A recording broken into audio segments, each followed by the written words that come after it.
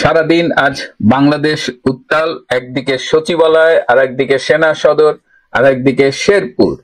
সেনা সদর দিয়ে শুরু করি। আজকে হঠাৎ করে দুপুরে সেনা সদরে একটি সংবাদ সম্মেলন অনুষ্ঠিত হয়েছে। সংবাদ সম্মেলনে সেনাবাহিনীর পক্ষ থেকে বক্তব্য রেখেছেন lieutenant colonel Mohammad Shafiqul Islam. Interesting এই সংবাদ সম্মেলনটা। এখানে লেফটেন্যান্ট কর্নেল শফিক খুব দৃঢ়তার সাথে অনেকগুলো কথা বলেছেন, কিন্তু তার কথার ভেতরে সেই একটা বিষয় আমার খুব প্রিয়, যে বিটুইন দ্য লাইনস কি মেসেজ থাকে। তো আমার কাছে একটা প্রেস রিলিজ এসেছে, আমি একটু প্রেস রিলিজটা দেখে সেটা নিয়ে কথা বলি এবং ফাঁকে ফাঁকে সেই বিটুইন দ্য লাইনস এর কথা বলি। একটা খুব হেডলাইন করেছে সবাই যেটা এই প্রেস কনফারেন্সে, সেটা হলো অন্তর্বর্তী সরকারের সঙ্গে সেনাবাহিনীর কোনো টানাপোড়েন নেই। এটা বলতে হচ্ছে কেন? হেডলাইন করে কেন বলতে হচ্ছে যে অন্তর্বর্তীকালীন সরকারের সাথে সেনাবাহিনীর কোনো টানাপোড়েন নেই? তার মানে সেরকম কোথাও কি কোনো সম্ভাবনা ছিল বা কোনো অনেকটা ঠাকুর ঘরে কে আমি কলা খাই না। কারণ আসুন আমরা দেখি পরে কি আলোচনা হয়েছে, কি কথা বলা হয়েছে প্রেস কনফারেন্সে, এবং আপনারাই সিদ্ধান্ত নেবেন অন্তর্বর্তীকালীন সরকারের সাথে সেনাবাহিনীর টানাপোড়েন আছে কি না। ব্রিফিং এ বলা হয়েছে সীমান্তের নিরাপত্তায় বাংলাদেশ সেনাবাহিনী কোনো ছাড় দেবে না। ভেরি নাইস, শুনতে খুব ভালো লাগছে। আমি পরের লাইনে যাই, তাহলে এই আলোচনাটা আর একটু যুগ্মত হবে আর কি। করিডোর একটি স্পর্শকাতর বিষয়, নিরাপত্তা বিঘ্নিত হয় এমন কোনো কাজে সেনাবাহিনী সম্পৃক্ত হবে না। তাই করিডোর নিয়ে তো অনেকখানি কাজ এগিয়ে গেছে। Corridor is a reality. Corridor আপনার কাগজে কলমের চুক্তির জন্য থেমে নেই।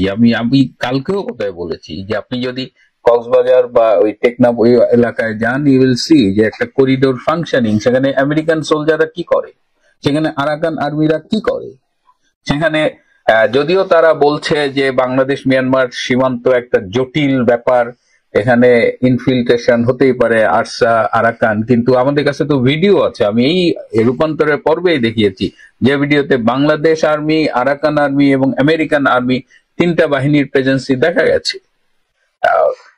সরকারের পক্ষ থেকে করিডোর দেওয়ার উদ্যোগ ছিল। সরকার আরাকান আর্মির সাথে যোগাযোগ করেছে। আর্মির একটা অংশকে সরকারের এই উদ্যোগের সাথে সম্পৃক্ত করার চেষ্টা করা হয়েছে এবং জাতীয় নিরাপত্তা উপদেষ্টা ডক্টর খলিলুর রহমান এই বিষয়ে লেফটেন্যান্ট জেনারেল কামরুল হাসানের সাথে মিলে কাজ করার চেষ্টা করেছে, এবং সেনাবাহিনীতে একটা ক্ষুদ্র অংশ করিডোরের পক্ষে ডক্টর খলিলের সাথে কাজ করেছে, এবং সেনাবাহিনীতে বেশ কিছু এক্সারসাইজ হয়েছে, সেমিনার হয়েছে। এই করিডোর দিলে কি হবে, এর পটেনশিয়াল ইম্প্যাক্ট কি, যুদ্ধে জড়ানোর ঝুঁকি কতটুকু। এর পাশাপাশি শিলখালিতে সেই যে প্রায় 40 একর জায়গা বরাদ্দ দেওয়া হয়েছে, সেখানে লজিস্টিক সাপ্লাইয়ের জন্য সাপোর্ট বেস তৈরি করা হবে, সেখানে বাজেট দেওয়া হয়েছে। সো একদম করিডোর সম্পর্কে সেনাবাহিনী কিছু জানে না বা করেনি, এটা সম্পূর্ণ সত্যি না। সম্পূর্ণ সত্যি হলো সরকার অনেকটা গায়ের জোরে করিডোর দিয়ে ফেলেছিল বা দিতে চেয়েছে, এবং সরকার একটা ড্যাম কেয়ার ছিল, যে সরকার মনে করছিল যে তাদের সব রাইটস আছে। তারা যে হাইকোর্টের এই সুপ্রিম কোর্টের রায় অনুযায়ী যে রেফারেন্সের সুপ্রিম কোর্ট যে রায়টা দিয়েছিল যে তারা ডেইলি রুটিন কাজগুলো করবে, ইমার্জেন্সি কাজগুলো করবে, করিডোর দেওয়া, বন্দর দেওয়া, এগুলো তাদের সাংবিধানিক ভাবে এই ক্ষমতাটা তারা পায়নি, কিন্তু তারা পাওয়ার এক্সারসাইজ করছিল যেটা ইললিগাল, অবৈধ। এবং সেখানে সেনাবাহিনী একটা পর্যায়ে স্ট্যান্ড নিয়েছে। সেনাবাহিনী স্ট্যান্ড নিয়েছে no corridor, war as government committed ছিল। ডক্টর ইউনূসকে বসানো হয়েছে, এই পাপেটটাকে বসানো হয়েছে, সে আমেরিকার পারপাস সার্ভ করবে। সুতরাং অন্তর্বর্তী সরকারের সঙ্গে সেনাবাহিনীর কোনো টানাপোড়েন নেই। আপনারা বলেন, আমরা বিশ্বাস করি, but the reality doesn't reflect that. Arakan আর্মির সঙ্গে সেনাবাহিনীর সরাসরি কোনো যোগাযোগ নেই বলেও জানানো হয়।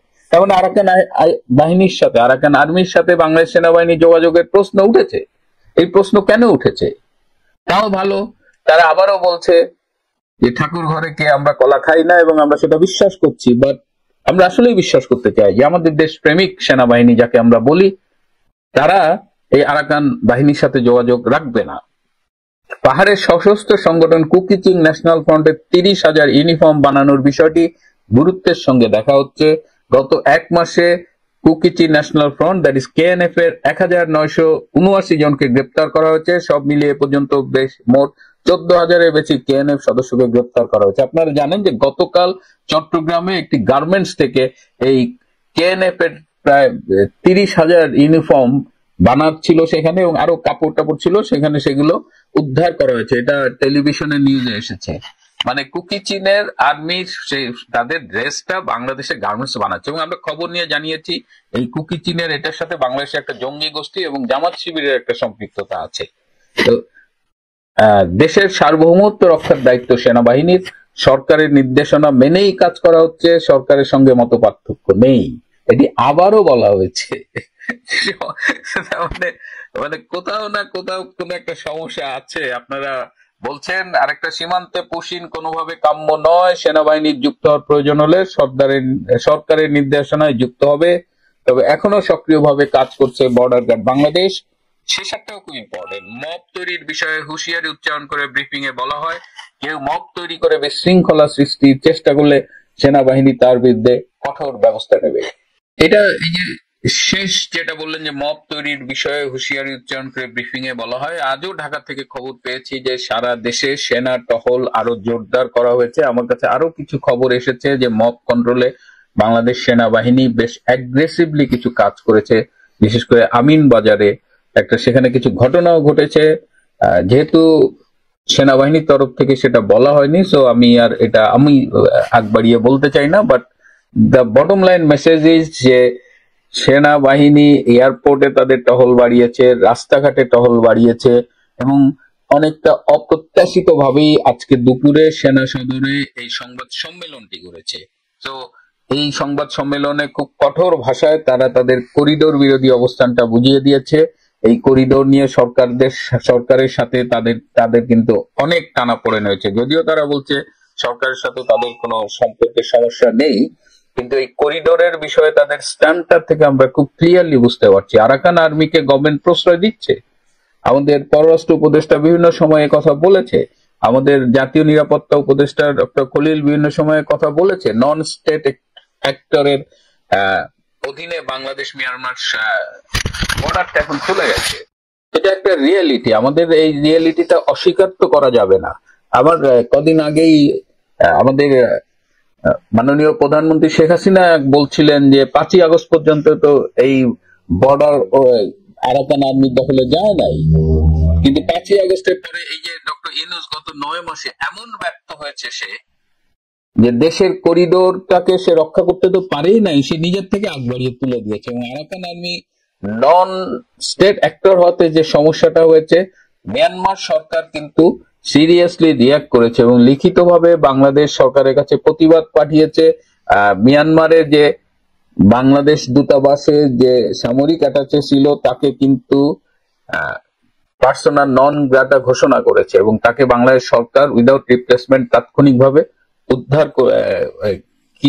উইথড্র করে নিয়ে আসছে। সো এই যে সরকারের সাথে এই বিষয়গুলো নিয়ে টানা পড়েন, শিরোনামে আপনি যাই বলেন ভেতরে পরতে পরতে দেখা যাচ্ছে। এবং এই যে মব তো আসলে ইউনূসের লোকজনই করেছে, ইউনূসের সমর্থক দুর্বৃত্তরা, জঙ্গিরা, এই এনসিপির টোকাইরা, এরাই করেছে। কিন্তু আর্মি এখন মুখোমুখি দাঁড়িয়ে গিয়েছে, এই মব সন্ত্রাসীদের মুখোমুখি দাঁড়িয়ে গিয়েছে, এবং তারা এই 21শে মে যে সেনা দরবারটা হলো সেখানেও কিন্তু খুব স্ট্রিক্টলি সামরিক বাহিনীর মানে সেনাবাহিনীর প্রধান কথা বলেছেন, সেখানে খুব খোলামেলা আলাপ হয়েছে। সো গভর্নমেন্টের অনেক বিষয় তারা নাখোশ বোঝা যাচ্ছে, এবং গভর্নমেন্টের কারণে আর্মির ইমেজ ক্ষতিগ্রস্ত হচ্ছে।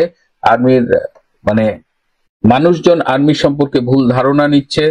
তো আর্মির জুনিয়ররা বিশেষ করে তারা আর রাজপথে থেকে এভাবে বদনাম কুড়াতে চাচ্ছে না, এবং সকল অন্যায় অবিচার যাই হোক না কেন, at the end of the day দোষ গিয়ে কিন্তু আর্মির উপরে পড়ছে, কারণ সেনাপ্রধান তো 5ই আগস্ট বলেছিল দেশবাসীর জানমালের দায়িত্ব সে নিচ্ছে। সুতরাং এই অবস্থায় আজকের এই সেনা সদরের সংবাদ সম্মেলনটা কিন্তু খুব গুরুত্ব বহন করে, এবং এটাকে আমি খুব সাদামাটা হিসেবে দেখছি না। এটার কনসিকুয়েন্স কি হতে পারে সেটা নিয়ে এখন তো আমাদের ঘটনা ঘটছে আর আমরা অপেক্ষায় থাকছি। এর মধ্যেই শুনছি আগামীকাল ডক্টর ইউনূস জাপান সফরে যাবেন। এবং সেখান থেকে তিনি ফিরবেন কিনা এটা নিয়ে আবার আলোচনা হয়েছে। যদিও এক গ্রুপ বলছে যে না, জাপান থেকে তিনি আর ফিরবেন না, তিনি হয়তো ওদিক থেকে প্যারিস বা অন্য কোথাও চলে যাবেন। কিন্তু আমি যেভাবে ডক্টর ইউনূসকে চিনি তাতে আমার মনে হয়েছে তিনি ক্ষমতার ব্যাপারে এতটাই লোভী, তিনি এতটাই নির্লজ্জ যে তিনি প্রয়োজনে দেহ ত্যাগ করবেন, ক্ষমতা ত্যাগ করবেন না।